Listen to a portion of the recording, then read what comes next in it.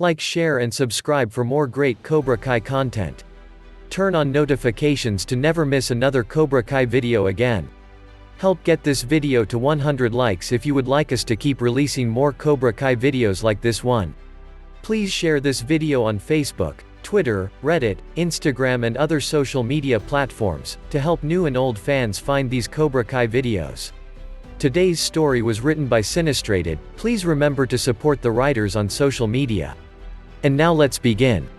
The strip mall when he pulled in was an absolute mess, people everywhere, cops and gawkers alike, with police cars still flashing their lights and everything covered in that god-awful yellow caution tape. He frowned as he parked the car in a corner of the lot, staring at the group of men and boys sitting sullenly on the ground with their wrists handcuffed behind their backs, some roughed up, others not, all of them looking like they were plotting something. What the heck had even happened here? Swallowing against the lump in his throat, he hurried forward, casting about for there. Daniel, recognizable only by those ridiculous skinny legs in their equally ridiculous fancy slacks, sticking out the back of an ambulance. The cop on the perimeter frowned as he approached. "Hey, buddy. My soul's in there," Johnny said, and had the satisfaction of seeing the guy's eyebrows rise before he was shoving through and hurrying over. Daniel didn't even notice him at first, which in and of itself was enough to make Johnny's gut clench with worry. Subs were usually almost eerily attuned to their DOMs. It was some sort of evolutionary thing apparently, a way to ensure they never displeased their leader and got expelled from the group because it was the Ice Age back then and they couldn't survive on their own or whatever. Johnny kind of tuned Daniel out at that point. The point was, he was used to Daniel's attention zeroing in on him the instant he entered a room, the weight of the younger man's focus sitting like a warm, comforting palm between his shoulder blades. Now, though, even as he hurried toward the ambulance, Daniel only stared listlessly down at the ground as the paramedic worked on wrapping his wrist, stark white bandages standing out almost painfully bright in the darkness of the parking lot. Johnny swallowed hard. "Dan," he called. The response was immediate. Daniel's head snapped up, eyes going wide and searching for a moment before he saw Johnny and then Daniel's expression just crumpled and the noise he made would be stamped on Johnny's heart forever. A high-pitched sound halfway between a gasp and a sob as he lurched sideways, reaching, and Johnny rushed forward to gather his sub in his arms, holding Daniel close as he trembled. Daniel, for his part, pushed his nose into Johnny's neck, trying his level best to burrow into him even as his entire body shook and he kept making those damned heartbreaking noises.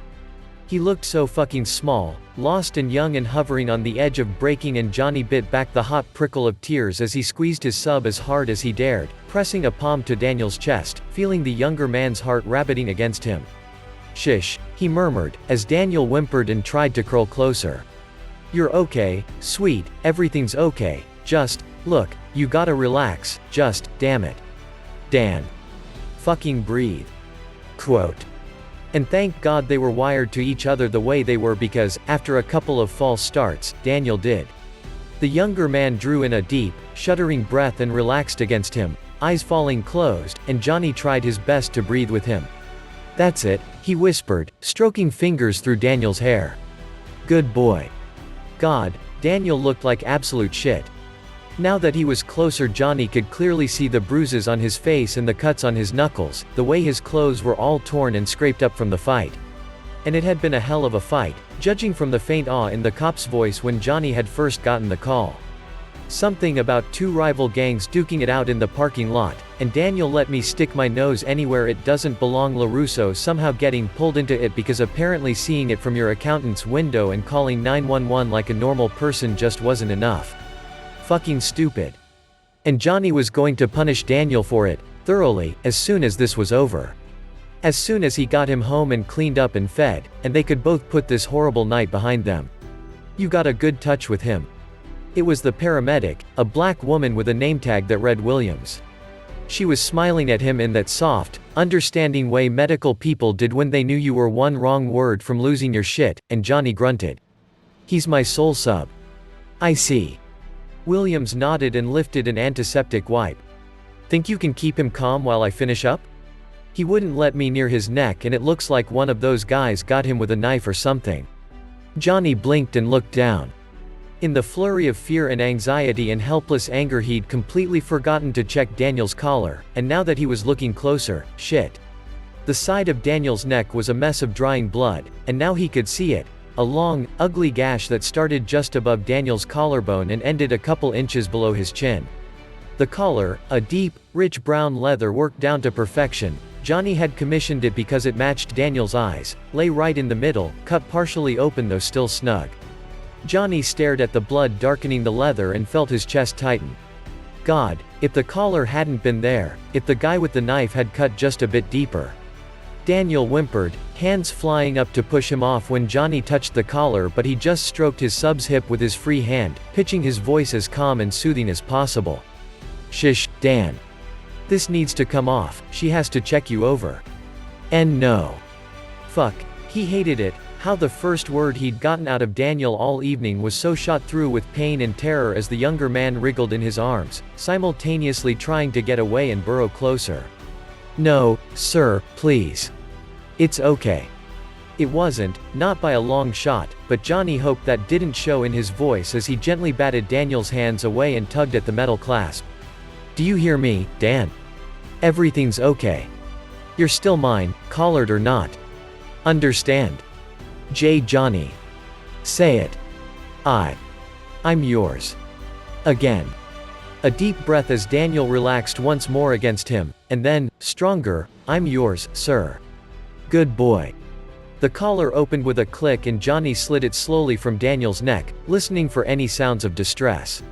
But the reminder seemed to have worked. The younger man remained calm and still as Johnny set the collar down and nodded at Williams. Go ahead. As the paramedic hurried forward to examine and clean the wound, Johnny reached down for Daniel's hand, stroking gently over freshly bandaged knuckles, feeling out the bumps of the older calluses underneath. You could say what you wanted about kooky old Mr. Miyagi, but the man had taught his best student how to fight damn fucking well. Those shitheads out in the parking lot were lucky to be alive. And if Johnny had been there. Okay, done. Williams leaned back and began putting stuff back into her medkit. The wound's not deep and there are no signs of infection, and he doesn't need stitches. Normally I'd still recommend him for the hospital just to be safe, but if he's your soul then he's likely to recover better with your aftercare anyway. But keep an eye on him over the next few days, and take him to the ER if he develops a fever or vomiting or any other symptoms. Will do. Thanks. Williams nodded and left, walking over to the group of handcuffed assholes with her shoulders set like a linebacker about to meet a full-on tackle. Johnny sighed and, out of sight of prying eyes, nosed gently into Daniel's soft hair, breathing in the familiar scent of sweat and musk and fancy-ass shampoo. Come on, sweet. Let's go home. Daniel only stumbled a little on the way back to the car. It wasn't due to his injuries, Johnny knew. Subs were especially prone to crashing after adrenaline spikes, that's why they needed DOMs to help them regulate and not end up dying of a heart attack by age 30. He'd have to start the hardcore aftercare as soon as they got home, the warm bath and careful massage and possibly even some hand feeding if Daniel's condition was really bad. It'd be hell on his body in the morning, but if it kept the younger man from descending into an actual drop then it would be worth it. Daniel, at least, seemed to settle a bit once they entered the familiar territory of the car, tilting his head at Johnny from the passenger seat. You're wearing my shirt. Johnny blinked, following Daniel's gaze down and yeah, there it was, the tacky LaRusso Auto logo plastered across his chest. Oh. Yeah. I was distracted. It had been the first thing he grabbed on his way out the door after that cop called. Wasn't his fault Daniel had a whole box of the stupid things. The younger man smiled then. It was tired and small, but still genuine. It looks good on you. It really didn't, but Johnny wasn't about to get into it with him. Instead he reached across the console to lay a palm at the back of Daniel's neck, feeling some of the anxious disquiet in his heart finally settle when his sub pushed into the touch with a soft, pleased noise, eyelids fluttering closed. I'm so proud of you, sweet, he said, and let himself smile when Daniel practically melted into the seat. He could feel the younger man's pulse returning to normal, and he nodded and started the car. It would do for now. Pulling the car out of the lot, Leaving behind the chaos of violence and flashing lights and fear and uncertainty as Daniel's long fingers curled around his own, Johnny let out a breath and finally let himself settle. The world, as always, was a fucked up dumpster fire, but he had Daniel safe and sound, and that's all he could ever ask for. It was going to be okay. And that's the end of the story. Did you enjoy it? Let us know what you think in the comments.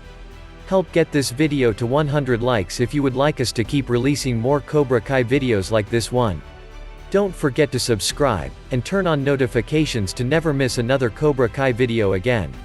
Please share this video on Facebook, Twitter, Reddit, Instagram and other social media platforms, to help new and old fans find these Cobra Kai videos. And we'll catch you in the next one. Peace.